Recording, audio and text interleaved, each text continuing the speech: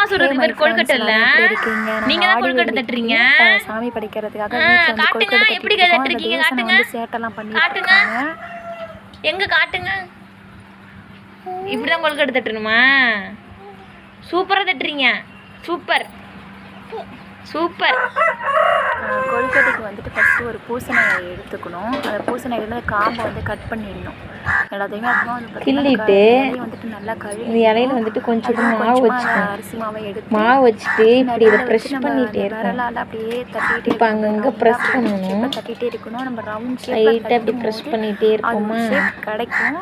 Press பண்ணிகிட்டே இருக்கும்போது ஒரு ஷேப் கேட்குறதுக்கு உடனே வெளியில் ஓடி பார்த்தோம்னா நல்லா மழை பெய்யுது. சோன்னு மழை. என்னடா இது நம்ம ஆடி வெடிக்க படிச்சுட்ருக்கோம், மழை பெஞ்சிருக்கோம். சரி அது கொஞ்சம் நேரம் நின்று ரசிச்சுட்டு அதுக்கப்புறம் மறுபடியும் நம்ம வந்துட்டு கொழுக்கட்டை தட்டுறதுனால பாருங்க தட்டி முடிச்சாச்சா, ஒரு ஷேப் கிடச்சிருக்கா. இப்படி தான் கொழுக்கட்டைக்கு வந்து மாவு தட்டு வந்துட்டு இடையில நம்ம தேவசனா வந்து இலையை பிடிங்கிட்டு நான் தான் தட்டுவேன் அப்படின்னு சொல்லிட்டு நல்லா சேட்டை பண்ணிகிட்டு இருந்தா. கொழுக்கட்டை வந்து அவள் தான் தட்டுவாளாம். தேவசனா என்ன பண்ணுறீங்க? கொழுக்கட்டை சுடுறீங்களா? கொழுக்கட்டை சுடுறீங்களா? கொழுக்கட்டை தட்டுறியா? தட்ட தெரியுமா உனக்கு? காட்டு காட்டு. இப்படிதான் தட்டணுமா? அப்போ இது என்ன? அம்மா தட்டிருக்கேனே, இது என்ன?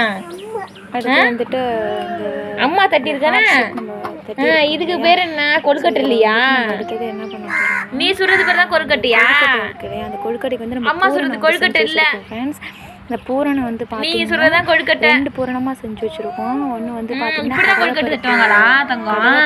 செஞ்சிருப்போம். இப்படிதான் கொழுக்கட்டை தட்டுவாங்களா தங்கம்? எண்ணெயில செஞ்சிருப்போம். இங்க பாருங்க, இப்படிதான் கொழுக்கட்டை தட்டுவாங்களா? அதுதான் நம்ம வந்துட்டு அந்த இலையில வைக்கிறோம். சூப்பரா தட்டுறீங்களே, சூப்பரா தட்டுறீங்களே கொழுக்கட்டை. ஒரு எல்லோ கலர்ல சூப்பரா தட்டுறீங்க.